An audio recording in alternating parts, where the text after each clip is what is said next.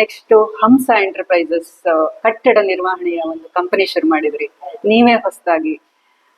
Computer science engineering ಇಂದ ಮುದ್ರಣದಿಂದ ಕಟ್ಟಡ ನಿರ್ವಹಣೆ, ಈ ಟ್ರಾನ್ಸಿಷನ್ ಹೇಗ್ ಸಾಧ್ಯ ಆಯ್ತು? ಇದು ಕೂಡ ಹೇಗಾಯ್ತು ಅಂತ ಹೇಳಿದ್ರೆ, ಈ ನಾನು ಪ್ರಿಂಟಿಂಗ್ ವ್ಯವಹಾರದಲ್ಲಿ ಕಾರ್ಪೊರೇಟ್ ಕಂಪ್ನಿಗಳಿಗೆ ಹೋಗ್ತಾ ಇದ್ವಿ.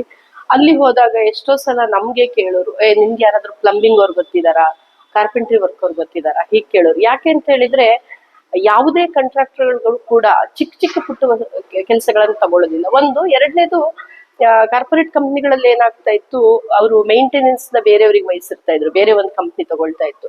ಸೊ ನಾವು ಆ ಕಂಪನಿಯವ್ರಿಗೆ ಕೊಟೇಶನ್ ಕೊಡ್ಬೇಕು, ಅವ್ರು ಬಂದು ನಾವು ಅವ್ರಿಗೆ ಮಾಡ್ಕೊಡ್ಬೇಕು ಸರ್ವಿಸು, ದೆನ್ ಇವ್ರ ಕ್ರೆಡಿಟ್ ಇಟ್ಕೊಳ್ಳೋರು ಎಷ್ಟೋ ದಿನ, ಹಾಗೆಲ್ಲ ಇರ್ತೈತೆ. ಅದನ್ನೆಲ್ಲದನ್ನ ಮೀರಿ ನಿಲ್ಲೋದಕ್ಕೆ ಆಗ್ತಾ ಇರ್ಲಿಲ್ಲ. ಯಾಕೆಂದ್ರೆ ಎಲ್ಲಾ ಪ್ರಾಜೆಕ್ಟ್ಗಳು ಕೂಡ ಸಾಧಾರಣ ಅಡ್ವಾನ್ಸ್ ತಗೊಳ್ಳೋರು, ಮಾಡಿಕೊಡೋರು.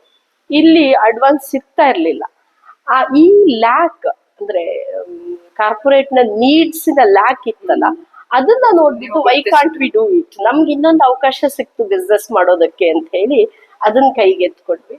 ತುಂಬಾ ಚೆನ್ನಾಗೇ ಮಾಡ್ತಾ ಇದ್ವಿ. ನಾನು ಶುರು ಮಾಡಿ ಒಂದು 6 ತಿಂಗಳಾಗೋದ್ರೊಳಗೆ ಮಂತ್ಲಿ 1 crore ವರೆಗೂ ಟರ್ನ್ ಓವರ್ ಬರೋದು.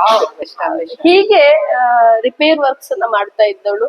ಯಾರೋ ಹೀಗೆ ಗೊತ್ತಿದ್ರು, ಇಷ್ಟೆಲ್ಲ ಮಾಡ್ತೀಯಾ, ಎಲ್ಲಾ ರೀತಿ ಎಂಪ್ಲಾಯೀಸ್ ನಿನ್ನ ಹತ್ರ ಇದಾರೆ ಅಂದ್ಮೇಲೆ ನನ್ನೊಂದು ಪುಟ್ಟ ಮನೆ ಕಟ್ಬೇಕು, ಯಾಕೆ ಮಾಡ್ಕೊಡ್ಬಾರ್ದು ನನ್ಗೆ ನೀನು ಅಂತ ಹೇಳಿದ್ರು.